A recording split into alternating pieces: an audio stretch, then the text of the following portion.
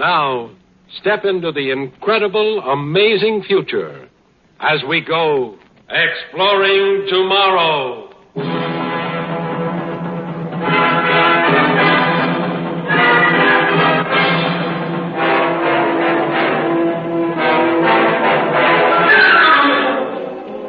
And now, here is your guide to these adventures of the mind, John Campbell Jr.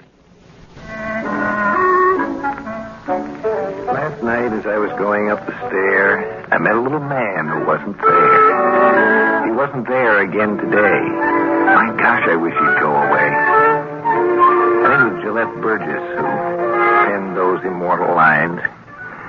How do you get rid of a little man who isn't there in the first place? Well, Peter Manson was a physicist, a scientist. And his trouble started with a little man who wasn't there. Submatrix X integrated through pi over 2 plus confound. May I come in, Mr. Manson? Oh, I suppose so. Thank you. Are you alone? Yes. Well, then she hasn't arrived yet. I wasn't expecting anybody. Oh, I am, but if she isn't here yet, I'll have some time to explain. Who is Well, it one here? thing at a time, sir. Now, first, have you ever considered the problem of time travel? Time travel? Why, that's impossible. Oh, now don't say impossible because you invented it. I've done nothing of the sort. History says you did. What history? History says that you invented time travel machinery and applied for a United States patent on June 16, 1964.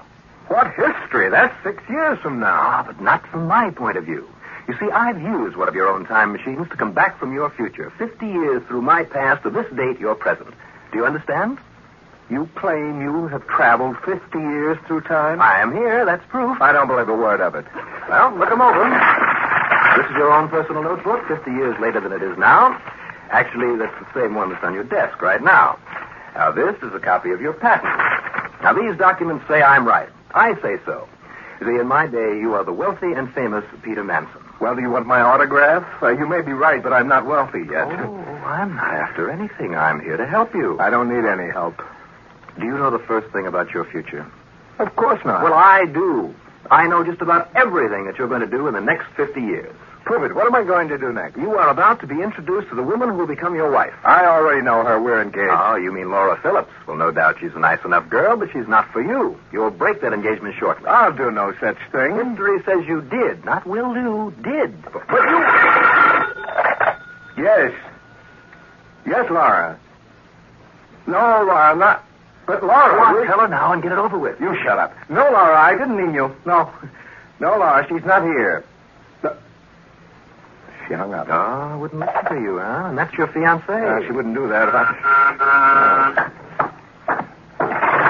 Is this, Oh, Miss Carter, now we've been expecting you. Please come in. all right, but just for a minute.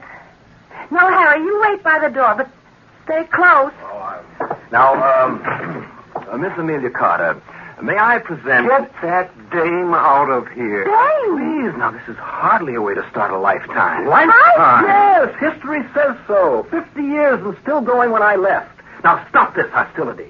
You might as well save time, too. Now, start off with the first names. Amelia, this is Peter. Peter, be nice to Amelia. You really should be gracious, generous, anxious to create a good first impression. Don't tell me how to behave. Don't you blow a fuse, Grandpa. Grandpa! I am Peter Emil Manson III, your grandson. Note that the middle name is the masculine form of Amelia, your wife, my grandmother. Grandmother? Yes, indeed. Your son is my father. But I'm not married yet. Ah, but you will be. Now, Grandpa, you sit here. Cut this grandpa stuff right now. Well, I'm sorry, but I've been taught that it's impolite to call my grandparents by their given names. Of course, you don't look much like the old duffer that I know as Grandpa. Oh, now, Duffer, calm down and you start making like romance.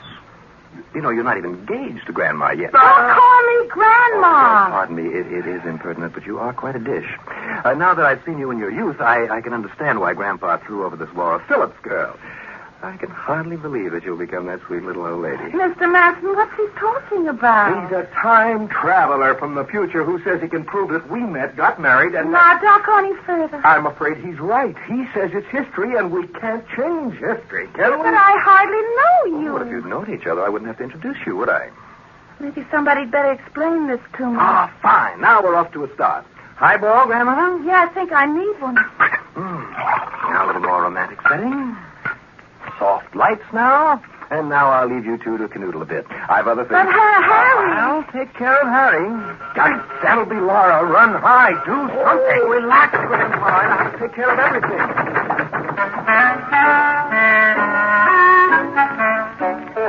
Of course, Peter Manson wasn't the only one having trouble with the little man who wasn't there. You know, the future cannot be handled logically. It's logically impossible because it doesn't exist yet. And if it doesn't exist, then obviously it isn't logical. But it's going to exist, so, well, you see what I mean. Logic is just hopeless. I should ought to clobber you. Oh, now be reasonable, Harry. It wouldn't prove anything. But Amelia's my girl. Get over it, Harry. They're probably arranging their engagement right now. You meddler. I am not a meddler, Laura. I'm just an instrument of fate. Fate.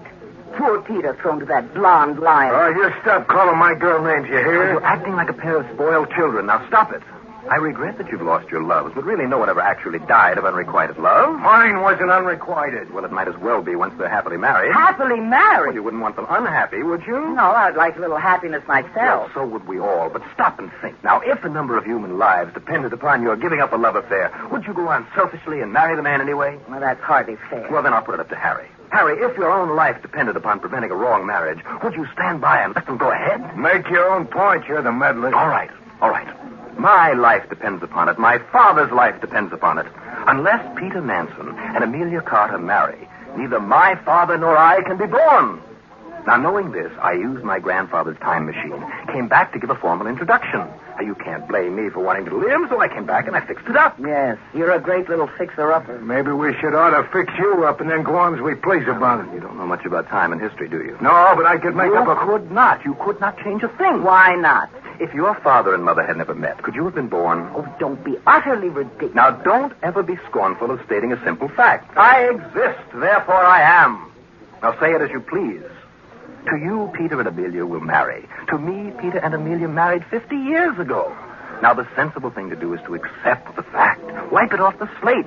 Pick up the pieces and go on from there. Such as? Well, now, you're both very attractive people. You have a common bond of memory. Ain't my type. Well, I looked at Feta myself. Oh, gad, this is a primitive era. Tell folks what's best for them, and they want to... What is the term, Harry? Clobber you. Yes, that's right. Clobber me. That's the best idea I've heard all night. No, not here. Outside, where I can stop being a lady. Then I'll help you. Well, you can beat me up, but you can't change something that's already happened. Now, can you? Look, I've taken all I can. I'm going home. Can I... That is a fine practical arrangement. Find sympathy in one another. It's the better thing to do. And maybe you'll find happiness with one another, too.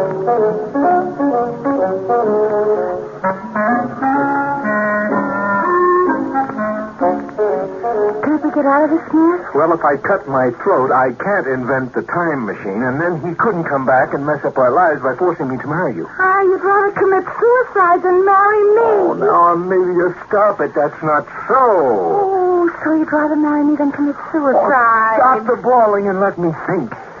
Peter, do you think he'd go away if we made it look like everything was running smooth? What do you mean? Well, suppose we stopped squabbling and complaining and made up to one another so he'd think we were happy and convinced that he's right.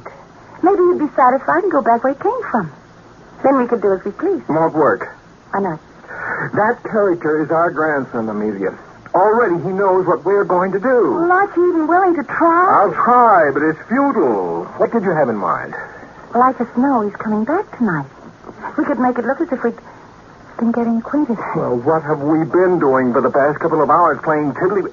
Hey, let go, my God. Oh, just mucking you up a little. If we were really getting acquainted, we'd not look as if we'd been sitting with folded hands. Hey, stop that. Well, if you really loved me, you wouldn't mind my mussing up your hairdo then. All right. There. Now we look like we've been wrestling. Where's my bag? What for? Lipstick. You should have a few smears. Well, with you looking like a magazine cover, lipstick is a two-way smear, right? Oh, yeah. I suppose so. You sound as though Harry was the only man you ever kissed. If we ever get around to it, Peter Manson, you'll be the only man that's ever been kissed just because history said he had to be. So there. If I got it. All right. Once for history. Let's see you now. You need more of the spread. You need to touch right there. Oh, still yet? There's one thing Hester didn't mention. What, Peter? Hester didn't say this could be fun. Peter? It'd be funny, wouldn't it? What could be funny? This pickwit. And then? And we found out after he'd gone that we really did like it. Yeah. Yeah, wouldn't it? Peter? Yes? Open up the door. Yeah, so let him wait. Now remember to look flustered. And try to wipe your face, too. Well, I see everything's progressing fine. All right, now, go away. Oh, I'm not going to stay. I just wanted to see how things were getting along. I know when I'm not wanted. Then why did you come here in the first place? Well, you think you hate me for my interference, but you wait and remember. In 50 years, the pair of you will be sending me off in my time machine to do this job of fixing up. And you, Grandma... Stop calling me Grandma! Still my Grandma, and you'll tell me that you and Grandpa actually wasted your first kisses trying to fool me into leaving. So now I'll trot along, but I'll be back tomorrow. And don't you keep her out too late, Grandpa. What'd you do with Harry? Oh, I fixed that up fine. Harry volunteered to escort Grandpa's former girlfriend to her home. Harry and Laura? Laura with Harry? Peter? Yes, Amelia. To heck with history. Kiss me once. For me? Oh, for goodness sake, it's 3 o'clock. I know what time it is. But What I want to know is what you're doing there. I'm trying to think. Yes, you look as if you've got it all settled. Oh, what can I do? You might wash that blonde hussy's magenta lipstick off your silly face. Now, Laura, I can explain. I'm listening. Convince me that you got all smeared up without enjoying it. Come on, convince me. You went home with Harry to Beef Trust, didn't you? Well, I didn't see anyone around making me another offer. But I will. I know. Working like a little beaver making history come out right. Well, what am I supposed to do? Bang my head against brick walls, tilt at windmills? Confound it, am I the only one around here with sense enough to know when I'm licked? Well, you might not be so completely licked if Amelia Carter were as ugly as a mud fence. Well, it does make my defeat less difficult to bear. Well, make it complete then. Have this expanded to fit her pudgy little hand. My ring. But, Laura... Goodbye, Peter. Wait, don't go. What's to stay for? To be a maid of honor? If you came to quarrel with me, you yourself are doing everything to prove Junior's point. If he were here, he'd be cheering you into hating me and using my telephone for calling Harry to take you home. Look, I didn't come here to fight with you, Peter. I came here to fight for you. But you're not fighting. Junior knows all the moves. No matter what I try, everything turns out his way. It's like your experimental smooching session. Yeah, that too. He was amused. I'm not. May have started as a deliberate frame-up, but it certainly ended up ginger peachy for his little old program. I tell you, he knows every move. He came back here just to tell Amelia and me that you had gone home with Harry. And 50 years from now, you and Amelia will dodder over to his time machine and kiss your brat of a grandson goodbye as he goes off to make the introduction. That's the program, isn't it? And what can we do? Peter, you say everything's fixed and solid. It can't be changed. Well, that's the way it is. But let's just suppose that you could quietly unfix Junior's little apple cart. Well, then we'd go on as if he never arrived. Well, couldn't you? I can't prevent what's already happened. He exists. He is. He's here in the flesh. No. I suppose you can't change that, can you? No. Well, then, goodbye, Peter. Wait a minute, Laura. What if Junior were a different kind of guy? What do you mean? Look, Laura, he's the grandson of Amelia and me, right? Mm-hmm. If I don't marry Amelia, he doesn't get born. He can't exist unless we follow every move right down to the last letter of the historic record he talks about, right? Yes, but... Let's assume that the future is not a firm and solid hunk of recorded history. Well, everyone but you and Junior have been saying that all along, but you keep pointing at Junior's history book and saying no. But suppose that Junior's history book is only one of many possible histories. Then how do you explain his solid existence? Floating a brick on water is not impossible. It's just extremely unlikely.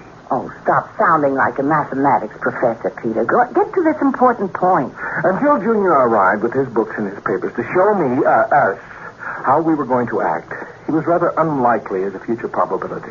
Mm-hmm. But once he convinces us and introduces me to Amelia, Junior's existence becomes a very strong probability. In other words, he exists because he did the fixing that put history on the road that leads directly to him. Well, you could rob a bank and get tossed in jail, and that would stop you from marrying anybody. Well, we can't change things that drastically. But we might slip a little change in Junior's character. How can we do that? Suppose we could create another very strong future probability. Mightn't he come back and fight just as strong for his own existence? But how can you do anything like that? Laura, would you marry me right here and now? Peter, at 3 o'clock in the morning? Peter, it's Junior again. Don't go. Oh, no. Well, good morning. I'm in time, I see.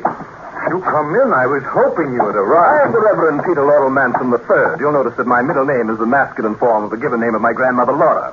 Peter, here is the other probability. Precisely. Let's get along with it quickly before something else happens. Please, we must not be impatient. There must be witnesses. But I have prepared for everything. Everything. Will you permit me? Do come in. Oh, this is a most auspicious occasion. Amelia! And Harry, what are they doing here? People here appear to have forgotten that a man has 4 grandparents. Well, I'm still a bit confused. Oh, my dear, if I had not been prepared for this rare and happy occasion, I should be quite disturbed. It isn't often that a man has the opportunity of officiating at a double wedding ceremony uniting his grandparents. Can you make this stick? Yes. Now, unless I double-cross this double ceremony, Peter, take Laura's hand and stand away over here on my left. Now we all sorted out properly. Fine. History says that Peter and Laura will have a stalwart son. Hattie and Amelia will have a fine daughter. Son and daughter are my own parents. Are you sure? I arrived a bit late, my dear, because I have been quite a busy man.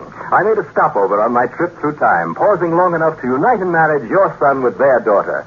It was a lovely wedding.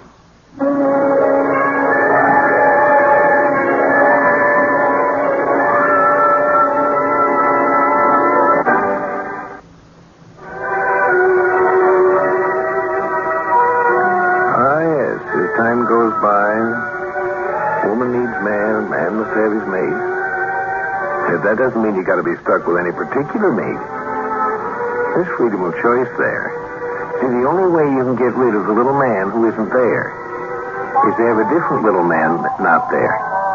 That takes care of it.